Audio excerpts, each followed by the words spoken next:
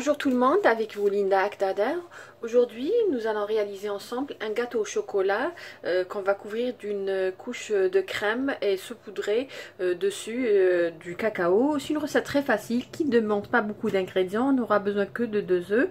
Donc, idéal pour le goûter. Personnellement, mes enfants adorent ce gâteau. Donc, c'est un gâteau qu'on va imbiber d'un sirop au chocolat et couvrir d'une crème à base de maïzena et de farine aromatisée à la vanille. Donc, pour le gâteau, j'aurai besoin tout simplement de 2 œufs, de 1 verre de sucre, 1 verre de farine, un demi-verre de lait, un demi-verre d'huile, 1 cuillère à café de levure chimique, 1 cuillère à café de vanille et 3 cuillères à soupe de cacao. Donc cela uniquement pour le gâteau. Pour ce qui est du sirop, donc j'aurai besoin d'un verre, je vais utiliser le même verre comme mesure. Donc j'aurai besoin d'un verre de sucre, un verre d'eau et 3 cuillères, jusqu'à 4 cuillères à soupe de cacao. Cela c'est pour le sirop.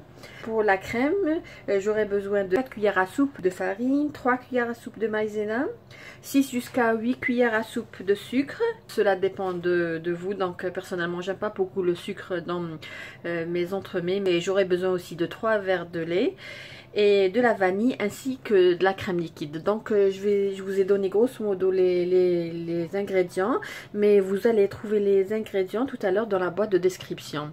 Donc tout d'abord, je vais commencer par allumer mon four à 170 degrés. Donc nous allons commencer tout d'abord par réaliser le gâteau. Dans un récipient, je vais mettre mes 2 œufs. Comme vous voyez, c'est un gâteau qui ne demande pas beaucoup d'ingrédients. Même si vous n'avez pas à la place du sirop au chocolat, vous pouvez tout simplement arroser avec 1 verre de lait. Donc 2 œufs, je vais ajouter aussi le sucre. Donc le sucre, et nous allons battre le mélange jusqu'à obtenir un mélange crème. Donc voilà mon mélange, comme vous voyez, il est crémeux. Donc là, je vais ajouter un demi-verre d'huile. Et je vais ajouter un demi-verre de lait. Je vais ajouter 1 cuillère à café de levure. Voilà. Je vais ajouter 1 cuillère à café de vanille. Et à la fin, je vais ajouter progressivement 1 verre de farine.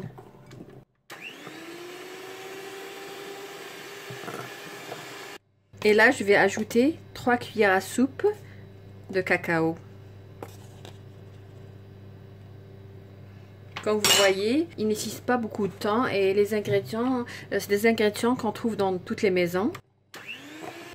Donc voilà mon mélange. Comme je vous ai dit, j'ai déjà préchauffé mon four à 170 degrés. Donc là, j'ai un moule en Pyrex. Vous pouvez utiliser n'importe quel moule. Moi, je préfère utiliser le moule en Pyrex afin de contrôler la cuisson de mon gâteau. Donc, je vais verser le mélange dans mon moule. Je vais l'enfourner.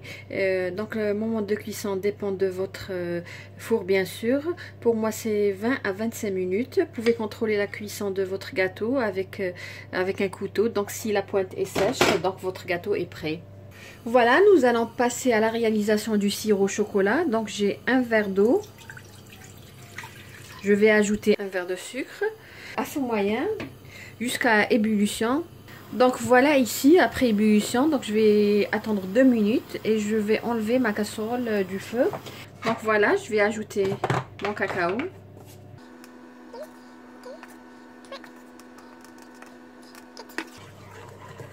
Voilà, mon sirop, il est prêt. Nous allons passer à la réalisation de notre crème. Donc là, dans une casserole, je vais mettre 3 verres de lait. On utilise toujours le même verre comme mesure. Je vais ajouter à ce lait donc 4 cuillères à soupe de farine. Pas trop plein, donc 4 cuillères.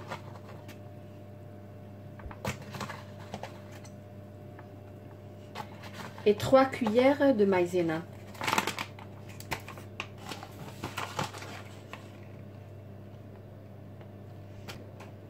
Nous allons bien mélanger au fouet.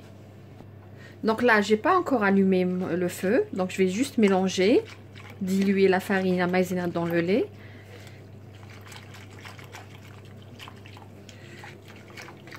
Et après, je vais ajouter 6 à 8 cuillères à soupe de sucre. Donc, si vous n'aimez pas trop le sucre, mettez juste 6 cuillères à soupe. Donc là, je vais ajouter le sucre et 6. Je vais allumer mon feu à feu moyen et je vais remuer jusqu'à épaississement de ma crème. Vous verrez si vous allez réaliser ce gâteau que ce gâteau n'est pas du tout sucré, c'est juste limite. Donc même pour les gens, je pense même pour que les gens diabétiques, ils peuvent aussi réaliser ce gâteau et savourer son goût. Donc il n'est pas trop sucré, il y a du cacao, il y a du sucre, mais personnellement j'aime pas trop le sucre. Pour moi c'est pas un gâteau trop sucré. Même pour les enfants, il n'est pas sucré. Ma crème commence à épaissir, donc là je vais ajouter ma vanille, une cuillère à café de vanille, et je vais ajouter mes 200 ml de crème liquide. Je vais continuer à remuer jusqu'à épaississement total de ma crème. C'est facultatif, mais vous pouvez utiliser 2 cuillères à soupe d'amandes moulues. Ça donne un très bon goût à votre crème. Pour ce qui est de la crème, donc les farines, donc la farine c'est des qualités. Si vous voyez que votre crème n'est pas vraiment épaisse, vous pouvez toujours ajouter de la farine ou de la maïzena. Donc la farine c'est des qualités, donc il y en a qui absorbent, il y en a qui absorbent pas. Donc si vous voyez que votre crème n'est pas devenue un petit peu consistante, parce que je vais la laisser refroidir tout à l'heure et je vais la passer au blender et après je vais bien sûr couvrir mon gâteau avec. Voilà, ma crème elle a épaissi, donc je vais la mettre de côté le temps qu'elle refroidisse. Et je vais arroser mon gâteau au chocolat. Voilà, mon gâteau au chocolat, il est prêt. Là, je vais l'arroser avec le sirop au chocolat que j'ai déjà préparé.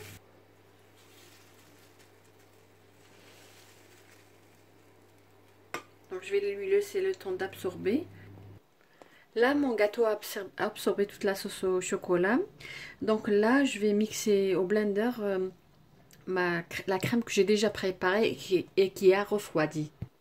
Donc, comme vous voyez, elle a refroidi. Donc, je vais donc voilà, je vais verser la crème sur mon gâteau.